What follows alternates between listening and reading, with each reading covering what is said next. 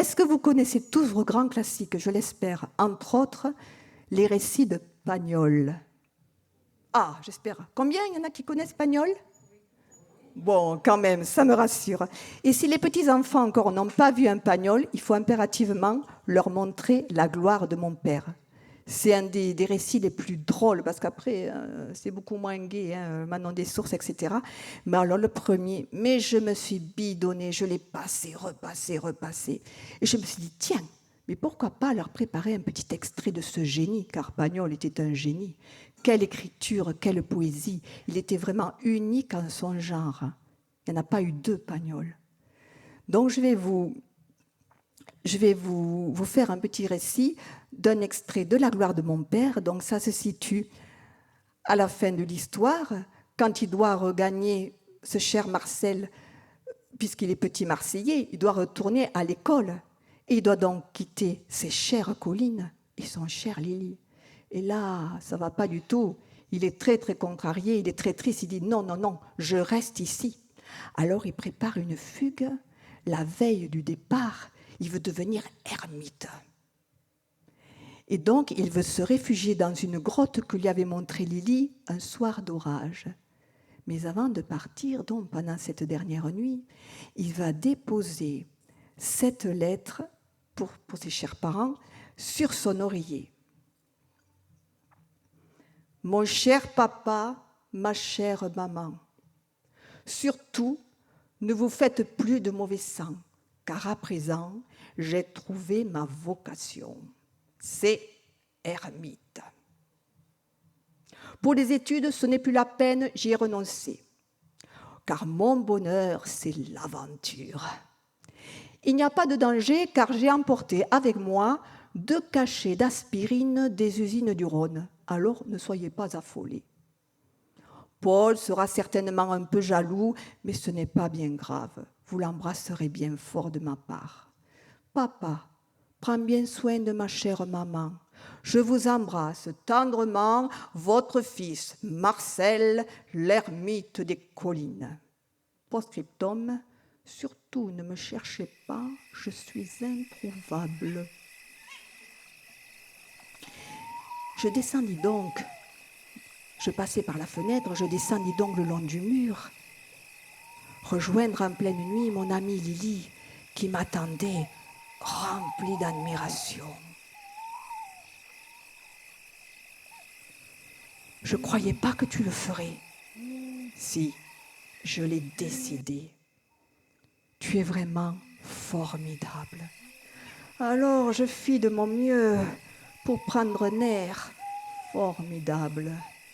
Nous avancions dans la nuit et certains bruits commençaient à nous inquiéter. C'est quoi? Un hibou.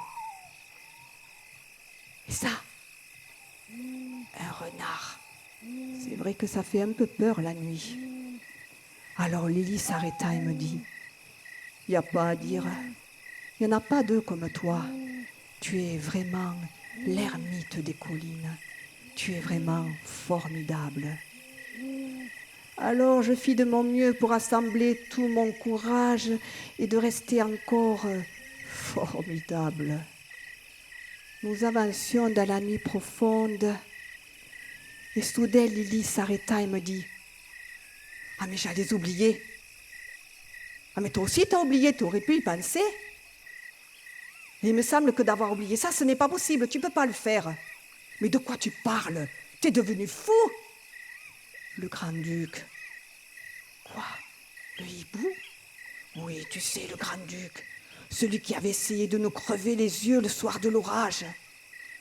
Alors cette nouvelle m'accabla et m'effraya. Et on a beau être formidable, parfois le destin nous trahit. Nous arrivions à la grotte et les 2 hiboux tournaient autour de nos têtes.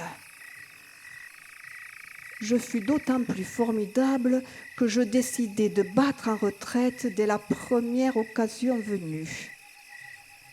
Lily me montra la source qui ne tarit jamais. « Tiens, regarde, tu as au moins 10 litres d'eau par jour. » « Tu crois ? » « Oh oui, même peut-être 15. » Alors soudain me vint l'inspiration que je cherchais depuis un moment. Mais tu plaisantes? Qu'est-ce que tu veux que je fasse avec 15 litres d'eau par jour? Mais t'en as assez pour boire, non? Et pour me laver? Mais une poignée d'eau, ça suffit. Ah, pour toi peut-être, mais pas pour moi. Moi, il faut que je me savonne du pied à la tête. Ah bon, pourquoi t'es malade? Non, mais c'est que je suis de la ville et que ça fait que je suis tout pleine de microbes et que c'est pour ça qu'il faut que je me savonne du haut en bas tous les jours. Que même les microbes, c'est Pasteur qui les a inventés, c'est ma mère qui l'a dit. Des microbes? Mais c'est quoi des microbes? Des microbes, c'est des espèces de petits poussés petits qu'on ne les voit pas. Et que si je ne me savonne pas tous les jours du haut en bas, ils vont finir par me grignoter tout entier. Et que même un de ces 4 matins, tu pourrais me retrouver mort dans la grotte.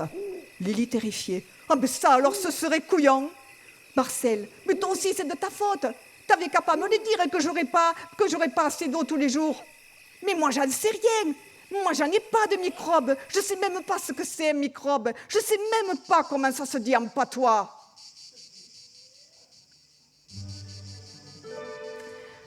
Alors l'histoire se finit bien puisqu'il va rentrer.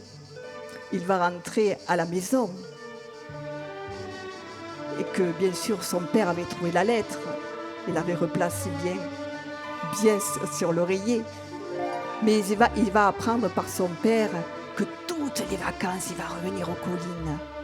Et après, même tous les week-ends dans le château de ma mère, que vous pourrez découvrir, tous les week-ends. Voilà, je voulais vous partager un extrait de Pagnol. Cet être formidable qu'il faut absolument regarder. Merci et bonne soirée, merci. Merci.